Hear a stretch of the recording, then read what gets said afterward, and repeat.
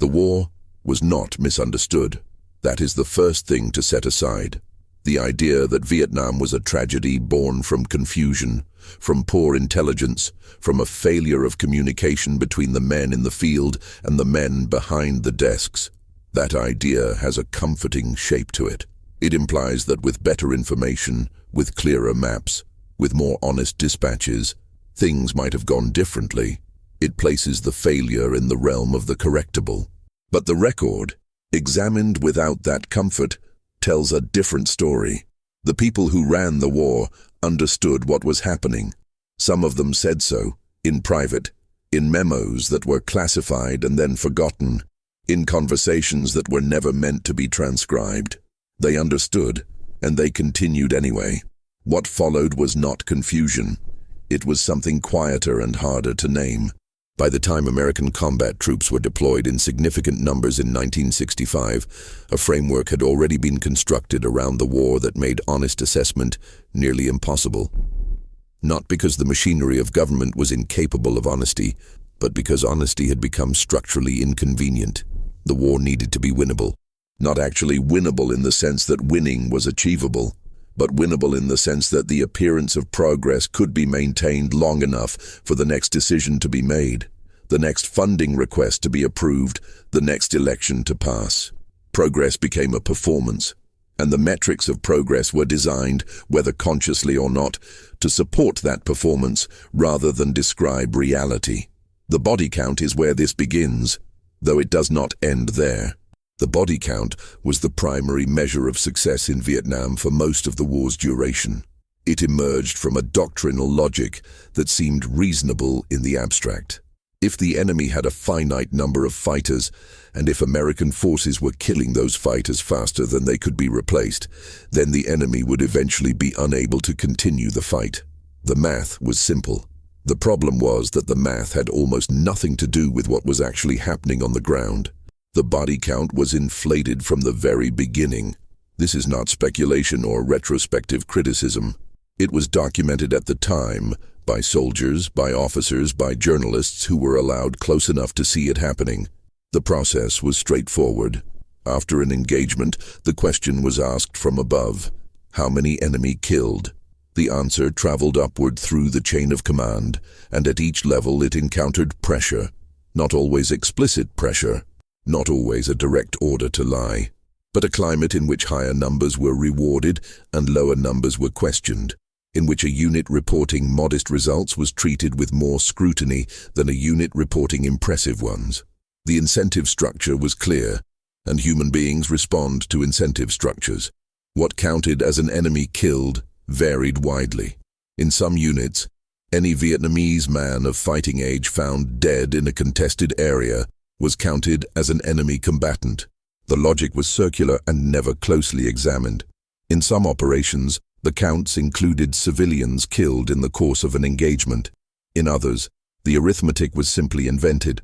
A unit that had been in a firefight and could not recover bodies because of terrain or continued contact would estimate. The estimate was based on what they believed they had inflicted, which was itself based on what they wanted to believe. A general who received the estimate from a colonel, who had received it from a major, who had received it from a captain, who had received it from a sergeant, who had counted nothing at all, might transmit that number to Washington as a data point supporting the theory that the war was being won. The theory that the war was being won was being maintained in Washington during the same years that the people closest to the war were becoming increasingly certain that it was not. The gap between those two realities was managed, not resolved. It was managed through language, through selective reporting, through the rotation of commanders and officials who had been in country long enough to know the truth, but who were replaced before that knowledge could translate into policy change. The 12-month tour meant that by the time a soldier or an officer had accumulated enough experience to understand what was actually happening, he was rotated home. His replacement arrived fresh, optimistic, and prepared to learn the same lessons, slowly, over the same 12 months. The rotation policy had a particular effect on the officer corps. because promotion and evaluation were tied to combat experience, and because combat experience required time in country, there was pressure to ensure that as many officers as possible rotated through command positions. This meant that command positions were held for shorter periods than military effectiveness would have required. A battalion commander who spent 6 months in command would spend the first 2 or 3 months learning his area of operations, his subordinate leaders, the terrain, the patterns of the enemy. By the time he had that knowledge, he was preparing to leave. His successor would begin the process again. The institutional knowledge that would have accumulated in a longer war, in a unit that remained in place and developed genuine expertise, was systematically prevented from accumulating. Meanwhile, the enemy learned. The North Vietnamese Army and the Viet Cong understood the American rotation system and used it. They understood that a unit newly arrived in an area was less dangerous than one that had been there for months. They understood the patterns of American operations, the tendency toward large sweeps, the reliance on firepower, the difficulty of sustained presence in areas that had been cleared but not held. They adjusted, and American units, cycling through on their 12-month tours, often rediscovered the same lessons at the same cost. The strategic Hamlet program had already demonstrated what happened when the gap between concept and reality was ignored. The program, which aimed to consolidate rural Vietnamese populations into defended compounds that would separate them from Viet Cong influence, was reported with considerable enthusiasm in the early 1960s. The statistics were impressive on paper. Thousands of hamlets were listed as completed, fortified, and secured. The reality on the ground was different. Many of the hamlets existed primarily in the reports. Others had been built, but were not defended. Others were defended, but were not secure. The Viet Cong operated freely within them because the population either supported the insurgency or had been coerced into tolerating it. The program failed not primarily because it was a bad idea, though there were genuine problems with the concept, but because it was being measured by completion statistics rather than by the actual security of the people inside the hamlets. A hamlet was counted as complete when it had been built, not when it had been secured. The numbers were impressive. The reality was not. This pattern, the measurement of inputs rather than outcomes, the counting of things that could be counted rather than things that mattered, was not unique to the strategic Hamlet program. It characterized the American approach to Vietnam at nearly every level and in nearly every period. Roads built rather than roads that were actually safe to travel. Schools constructed rather than schools that educated anyone. Weapons distributed to South Vietnamese units rather than weapons that were actually used in combat.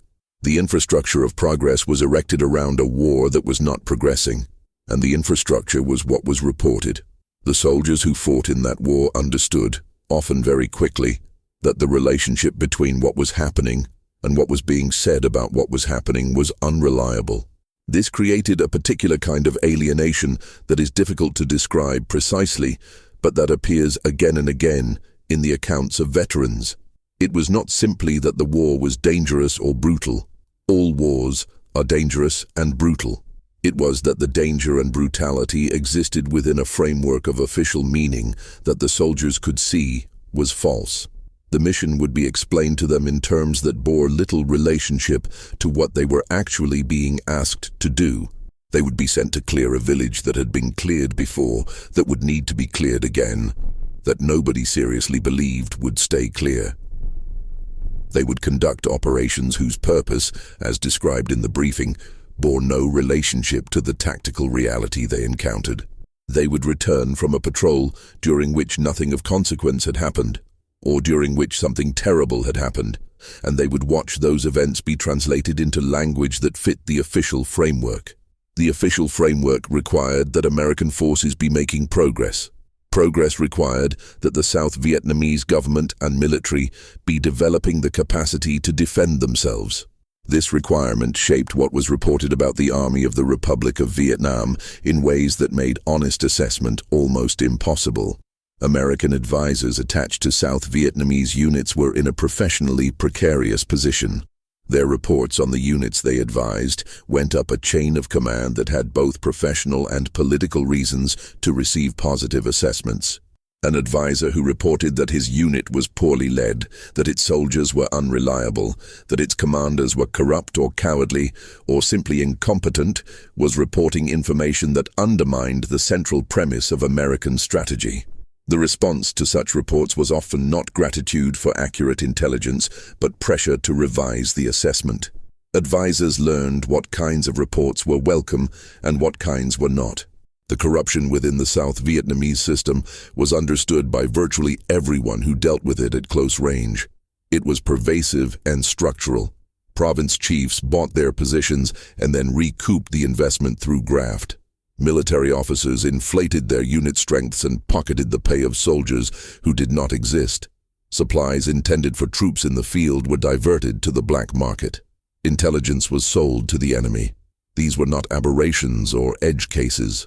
They were the normal functioning of a system that American policy had decided to support because the alternative, acknowledging that the system was not reformable, would have required a different conclusion about the war. The conclusion about the war that American policymakers most needed to avoid was that it could not be won in any meaningful sense. Not because the enemy was militarily invincible, they suffered enormous casualties and endured enormous hardship, but because the political conditions for victory did not exist.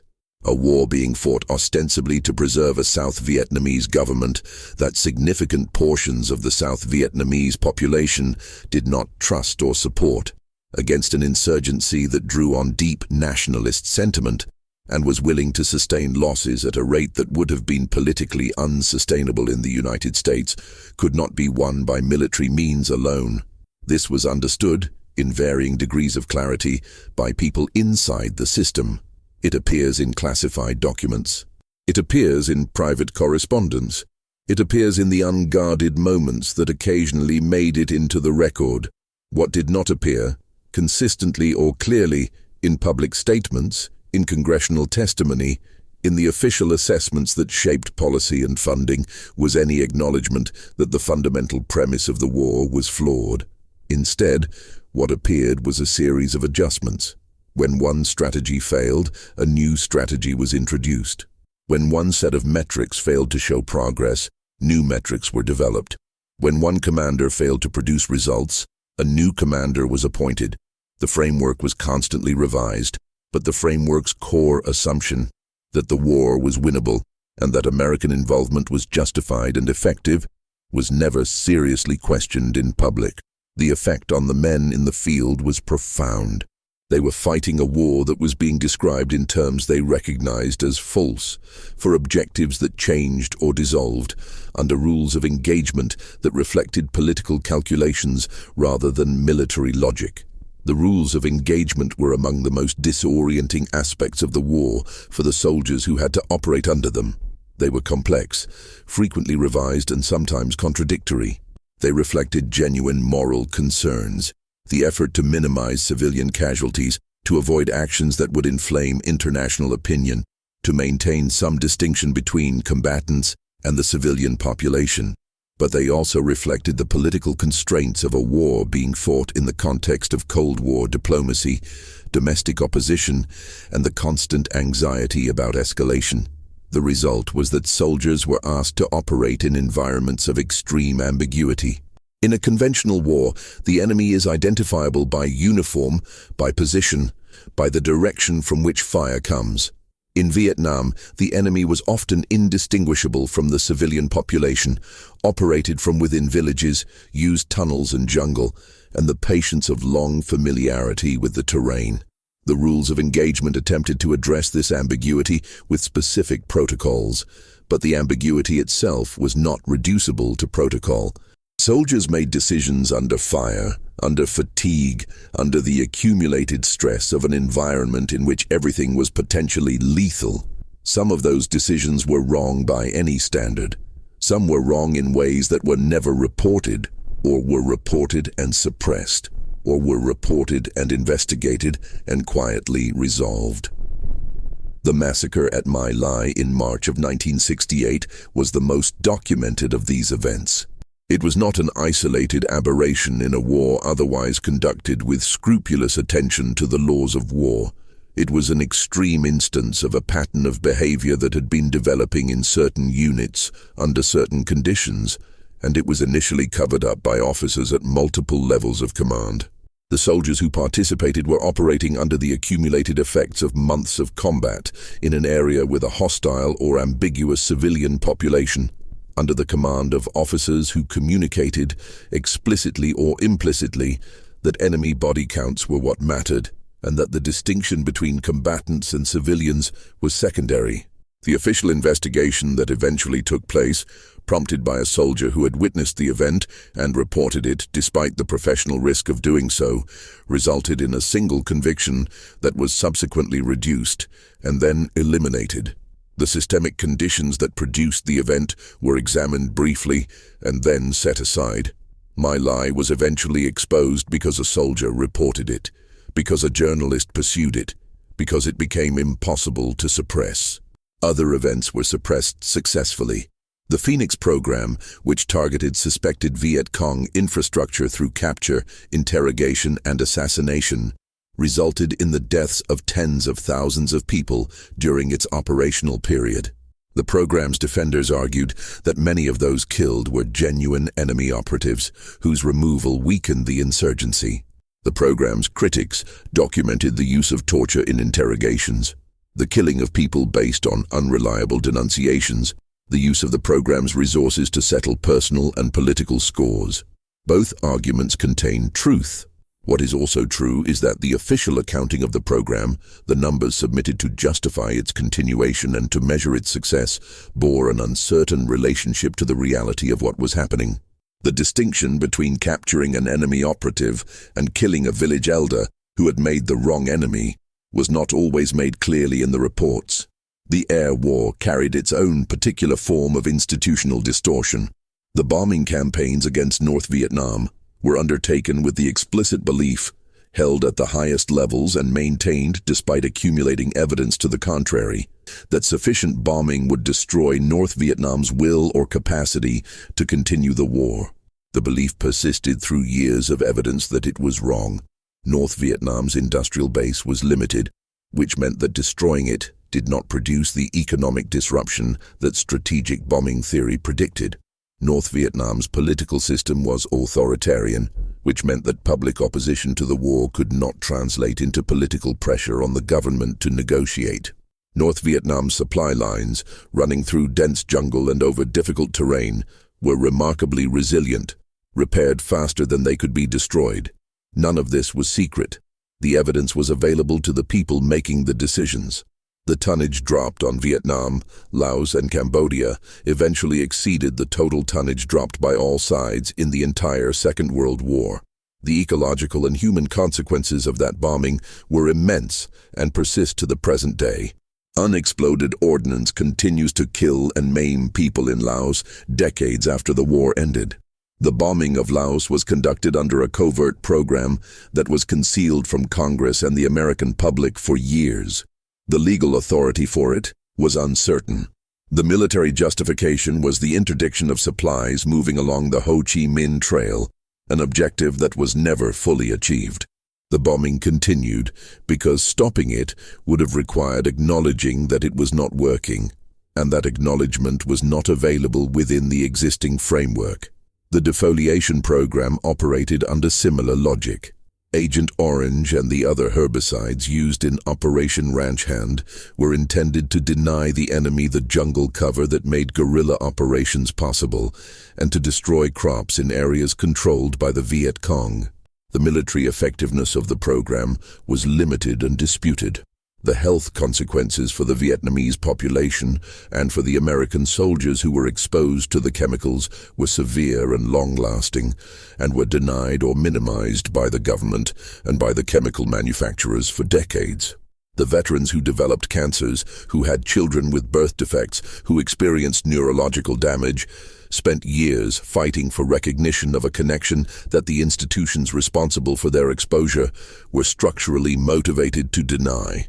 The health registry established to track their conditions was managed in ways that made it difficult to compile the kind of data that would support the veterans' claims. The science was contested, and the contestation was not purely scientific. The draft produced its own set of institutional distortions. The selective service system as it operated during the Vietnam War era was not genuinely selective in any equitable sense. College deferments, occupational deferments, the National Guard, the reserve components, the complex and sometimes arbitrary processes by which draft boards operated. These created a system in which the burden of military service fell disproportionately on young men who were poor, rural, or non-white.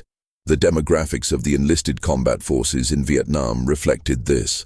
College-educated men from middle-class and upper-middle-class backgrounds were substantially underrepresented in the units doing the most dangerous work. This was observed at the time, documented at the time, and not effectively addressed at the time. The racial dynamics of the war were another dimension that official reports consistently understated or misrepresented. African American soldiers served in disproportionate numbers in combat roles in the early years of the war, before pressure from civil rights organizations and political figures resulted in some adjustment. They faced racism from white soldiers and officers, received fewer decorations and promotions relative to their white counterparts with comparable records, and were more likely to be subjected to military justice. The tensions this produced were real and serious. Units experienced racial conflicts that sometimes turned violent. The official response was often to suppress the documentation of these conflicts rather than to address the underlying conditions. The fragging phenomenon, the killing or attempted killing of officers and non-commissioned officers by their own troops, usually using fragmentation grenades to create the appearance of combat casualties, was one of the most extreme manifestations of the breakdown of military discipline and cohesion that characterized the later years of the war. The number of confirmed fragging incidents runs into the hundreds. The number of suspected but unconfirmed incidents is larger. The phenomenon reflected a situation in which soldiers had lost confidence in their leadership, in the purpose of the war, and in the institutional protections that were supposed to govern their relationship with their commanders. A soldier who believed that following his officer's orders would get him killed for no purpose in a war he no longer believed in might conclude that eliminating that officer was a more rational course of action than the alternatives available to him. That calculation, reached by enough soldiers to make fragging a recognized and documented phenomenon, is a measure of how far the relationship between the military institution and its members had deteriorated. Drug use in the American military in Vietnam was pervasive by the late 1960s and early 1970s. Heroin of exceptional purity and low cost was available throughout Vietnam and was used by a significant portion of the American forces in-country during the final years of the war. The military's response to this was characterized by denial, by punitive measures that addressed individual users without addressing the conditions that made drug use so widespread, and by a reluctance to fully document the scale of the problem in ways that would have made it visible to policymakers and the public. The conditions that produced widespread drug use, sustained exposure to combat stress, belief that the war was purposeless, deteriorating unit cohesion, boredom and alienation in the long periods between operations were conditions that the institution was not prepared to acknowledge or address directly. The Tet Offensive of January 1968 was a military defeat for the North Vietnamese and Viet Cong forces that conducted it. They suffered enormous casualties. The uprisings they hoped to trigger in South Vietnamese cities did not occur. By the narrow military metric of battles won and lost, the United States and South Vietnamese forces performed reasonably well. But Tet was also a political catastrophe for the American prosecution of the war, and the reason it was a political catastrophe was precisely the gap between the official narrative and the reality that had been accumulating for years.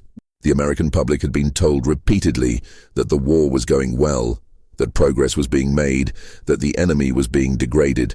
Then the enemy launched a coordinated offensive involving tens of thousands of fighters that struck simultaneously at more than 100 targets across South Vietnam, including the American embassy in Saigon. The image of that offensive, its scale, its audacity, its demonstration that the enemy remained capable of major action after years of the attrition strategy, was irreconcilable with the official narrative. Walter Cronkite's editorial on the war, broadcast in February 1968, is often cited as a turning point in public opinion. What is less often noted is that the substance of what Cronkite said, that the war appeared to be a stalemate, that negotiation rather than military victory was likely the only available resolution, was not new information. It was information that had been available for some time to people inside the system and that had been systematically excluded from the public narrative. The significance of Cronkite's broadcast was not that it revealed something previously unknown, but that it made publicly legitimate a conclusion that had been treated as defeatist or disloyal when expressed in other contexts. The peace negotiations that eventually led to the Paris Peace Accords in January 1973 were preceded by years of negotiations that were undertaken by both sides primarily as extensions of the military and political conflict rather than as genuine attempts to reach a resolution. The American side negotiated under political constraints that shaped what positions were available. The North Vietnamese side negotiated with the knowledge that domestic pressure in the United States was eroding support for continued American involvement and that time was therefore on their side. The accords themselves, when they were finally signed, were presented to the American public as having achieved peace with honor. The reality was that the accords left North Vietnamese forces in place in the South, provided no effective mechanism for enforcement, and were signed by a South Vietnamese government that understood they represented a face-saving mechanism for American withdrawal rather than a genuine security guarantee. President Thieu signed under enormous pressure after being promised continued American support that subsequent events would demonstrate was not available. The secret bombing of Cambodia, which had begun in 1969 under the Nixon administration, was conducted with the explicit purpose of concealing it from Congress and the American public. It was reported to Congress under false cover stories. The aircraft missions were entered in official records under falsified coordinates. The number of Cambodian civilians killed in the bombing is uncertain, but substantial. The bombing did not achieve its primary military objectives. The destruction of the North Vietnamese command headquarters that was believed to be operating in Cambodia, and the interdiction of supply lines running through the country. What it did achieve, over time, was a significant contribution to the destabilization of Cambodia, the weakening of the Lon Nol government, and the political conditions that allowed the Khmer Rouge to take power in 1975. The consequences of the secret bombing campaign extended far beyond its intended military effects, and those consequences were not the subject of official accounting.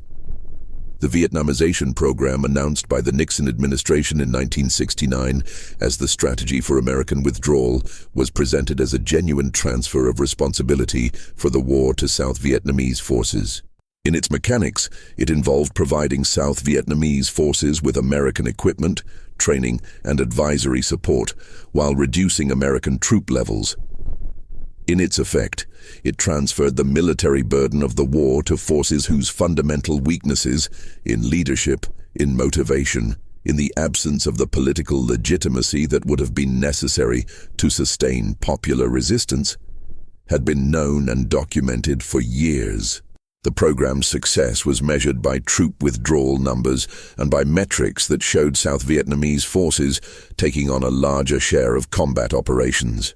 It was not measured by the question of whether the South Vietnamese military would be capable of sustaining resistance to North Vietnamese pressure after American forces withdrew. The answer to that question was demonstrated in the spring of 1975.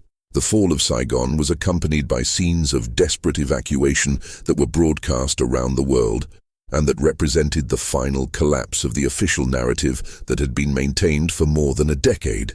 The helicopters lifting people from the roof of the American embassy, the crowds pressing against the gates, the South Vietnamese soldiers and officials who had been told that American support would continue and who discovered in those final days that it would not. These images were the conclusion of a process that had begun years earlier with the first inflation of a body count report, with the first strategic hamlet counted as secure that was not secure, with the first classified memo, warning that the war was not going as officially represented. The soldiers who came home from Vietnam returned to a country that was not prepared to receive them, with the ambivalence that the war itself demanded. The official welcome was complicated by political context. Veterans who spoke critically of the war were sometimes accused of dishonoring those who had served or died. Veterans who maintained silence about what they had seen found that silence increasingly difficult to sustain. The post-traumatic stress that many veterans experienced was not recognized as a medical condition requiring treatment for years after the war ended. The Veterans Administration's response to the mental health needs of Vietnam veterans was inadequate, and the inadequacy persisted for a period that extended well into the 1980s. The exposure to Agent Orange and its health consequences remained contested for decades. Veterans who developed non-Hodgkin's lymphoma, soft tissue sarcomas, chloroquine, and other conditions associated with dioxin exposure fought through a bureaucratic and legal process that placed the burden of proof on them rather than on the institutions that had exposed them. Studies that attempted to establish the connection between Agent Orange exposure and health outcomes encountered methodological obstacles, some genuine, some manufactured, that delayed recognition and compensation. The Institute of Medicine's periodic reviews of the scientific literature, conducted over decades, gradually expanded the list of conditions presumed connected to Agent Orange exposure. But that expansion came slowly and always lagged behind the medical evidence. The Pentagon Papers, leaked by Daniel Ellsberg and published by the New York Times and the Washington Post in 1971, provided documentary evidence of the systematic gap between official statements and internal assessments that had characterized the war's management. The documents showed that successive administrations had held private assessments of the war's prospects that were significantly more pessimistic than their public statements, that they had continued escalating American involvement with knowledge that the escalation was unlikely to achieve its stated objectives, and that the decision-making process had been shaped by political considerations, specifically the desire to avoid being the administration that lost Vietnam, rather than by honest assessment of what was achievable. The Nixon administration's response to the publication of the Pentagon Papers included the formation of the Plumbers Unit, tasked with stopping leaks of classified information. The activities of the Plumbers subsequently expanded to include the break-in at the Democratic National Committee headquarters that eventually produced the Watergate scandal. The connection between the Pentagon Papers, the administration's effort to suppress damaging information, and Watergate is rarely emphasized, but is direct. The same impulse, the use of government power to maintain control over information that was politically damaging, ran through both.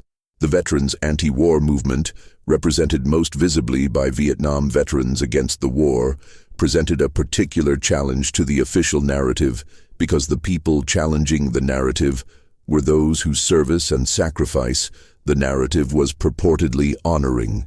John Kerry's testimony before the Senate Foreign Relations Committee in 1971, in which he described war crimes that veterans had discussed at the Winter Soldier investigation, was widely covered and deeply uncomfortable for an administration that wanted to define opposition to the war as opposition to the troops.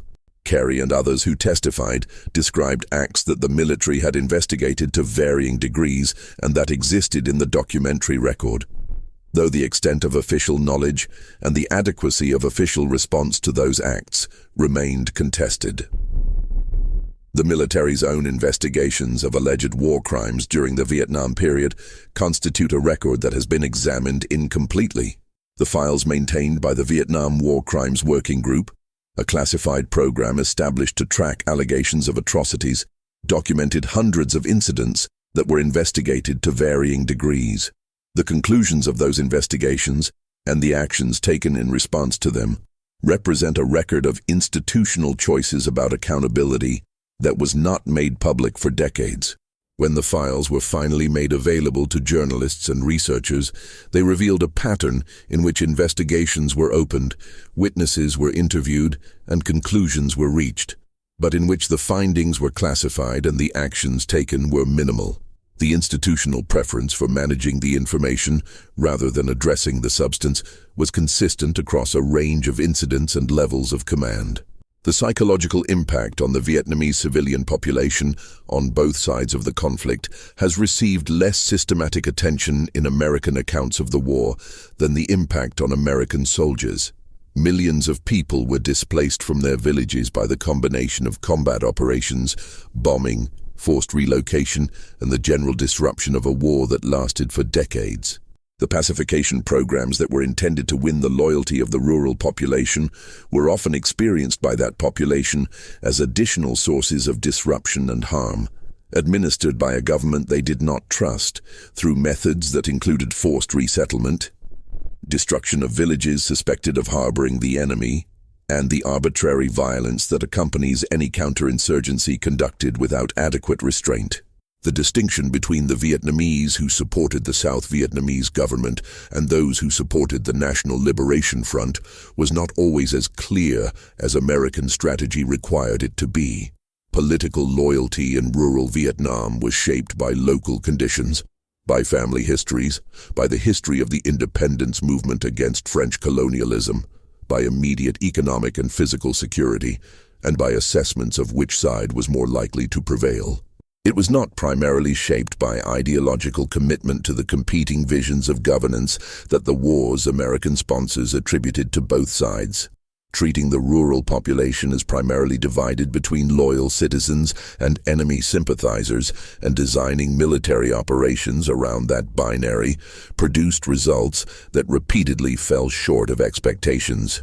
The South Vietnamese government's own record with its civilian population was a significant factor in the war's outcome. The government's failure to implement land reform, the redistribution of land that would have addressed one of the central grievances driving rural support for the National Liberation Front, reflected the interests of the landlord class from which much of the government's leadership was drawn. American advisors repeatedly recommended more aggressive land reform. American reports documented the connection between the land tenure system and political disaffection. The reform that was eventually undertaken was too limited and too late to alter the political dynamics that had been developing for years. The prisoners of war held in North Vietnam became a central element of the American public's relationship with the war, particularly after American ground troop levels began declining. The treatment of American prisoners of war by North Vietnamese captors included torture, inadequate medical care, and conditions that violated the Geneva Conventions. This is documented in the accounts of survivors and was known to the American government during the war, though its public use as a political argument for continuing the war involved significant simplification of a complex situation. The North Vietnamese used the prisoner issue as a diplomatic tool, conditioning better treatment and eventual release on political developments. The American government's negotiations over the prisoners were intertwined with the broader peace negotiations in ways that made the humanitarian issue inseparable from the political one. The legacies of the war in the countries that bore the greatest physical cost, Vietnam, Laos, and Cambodia, continued long after the last American troops withdrew. The economic development of Vietnam was retarded for years by the combination of war damage, the embargo imposed by the United States, and the dysfunctions of the post-war communist economic system. The reunification of Vietnam under Hanoi's control was followed by a period of political repression in the South, including the internment of hundreds of thousands of former South Vietnamese officials, military officers, and suspected opponents in re-education camps. This aspect of the war's aftermath received less attention in American discourse than the earlier phases of the conflict, partly because it did not involve American actors, and partly because acknowledging it complicated the anti-war narrative in ways that were politically inconvenient for some of its proponents. The Cambodian genocide carried out by the Khmer Rouge between 1975 and 1979 resulted in the deaths of somewhere between 1.5 and 2 million people. Estimates vary, and the uncertainty itself is part of the record. The relationship between American policy in Cambodia, the destabilization that preceded the Khmer Rouge's rise to power, and the genocide that followed is a matter of historical debate. The bombing contributed to a set of conditions. It did not cause the genocide in any simple or direct sense. The Khmer Rouge's ideology and leadership were indigenous Cambodian products. But the question of American responsibility for the conditions that allowed an extremist movement to take power in a destabilized state has not been satisfactorily answered in any official American accounting. The veterans of the war returned to a country that was engaging in a process of cultural forgetting that took a particular form.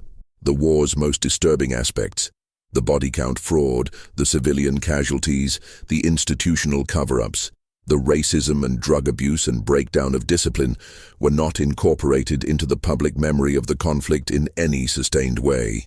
Instead, what emerged over the following decade was a narrative of the war as primarily an American tragedy, in which the suffering of the soldiers who fought it was the central subject. This narrative was not false. The soldiers did suffer, and their suffering was real and serious and has not been adequately addressed. But it was incomplete in ways that had consequences. The incomplete narrative made it difficult to draw the kind of lessons from Vietnam that might have altered subsequent American military and foreign policy decisions. The lesson that was drawn most consistently was about public support for military operations, the so-called Vietnam Syndrome, the concern that domestic opposition could undermine the ability to conduct a sustained military campaign. The lesson that was drawn less consistently was about the relationship between official representations of military and political reality and the actual facts on the ground, and about what happens when that relationship is allowed to deteriorate to the point where institutions can no longer correct for their own errors. The intelligence failures and institutional distortions of Vietnam were not simply products of individual dishonesty or individual failure of nerve. They were products of systems that created incentives for misrepresentation and penalties for accurate reporting that deviated from the preferred narrative. Those systems were not unique to the Vietnam era. The specific form they took was shaped by the specific political and military conditions of that war, but the underlying dynamics, the pressure to report progress, the career risks of delivering unwelcome assessments, the tendency to measure what can be measured rather than what matters, are not historical curiosities. They are recognizable patterns in how large institutions respond to difficult information. The advisors who knew the strategic Hamlet program was failing and did not say so clearly enough. The officers who knew the body counts were inflated and transmitted them anyway. The officials who saw the classified assessments that contradicted the public statements and maintained their public positions. The soldiers who witnessed things that were not reported and who returned to civilian life, carrying knowledge that had no official place to go. These were not uniformly bad people making obviously wrong choices. They were people operating within systems that shaped what choices were available to them, and they made the choices that the systems made easiest to make. The war lasted 20 years if you count from the deployment of American advisors in the mid-1950s. It lasted longer if you count the French colonial war that preceded it and that the American involvement inherited and extended. The longest consistent thread running through that entire period is the gap between what was officially said about it and what was actually happening within it. That gap was maintained at the cost of the soldiers who were sent to fight a war that was being described to them and to the public in terms that bore insufficient relationship to the reality they encountered, at the cost of the Vietnamese civilians who were caught between competing forces in a conflict that was described as being conducted for their benefit, at the cost of the institutional integrity of the military and civilian agencies whose responsibility it was to provide honest assessment. The last American combat troops left Vietnam in 1973. The last Americans associated with the embassy were evacuated in April 1975. The war between North and South Vietnam continued until the fall of Saigon on April 30, 1975. The Unified Socialist Republic of Vietnam was proclaimed in July 1976. American veterans continued dying from Agent Orange-related illnesses for decades afterward. Unexploded ordnance continued killing people in Laos, Cambodia, and Vietnam for decades afterward.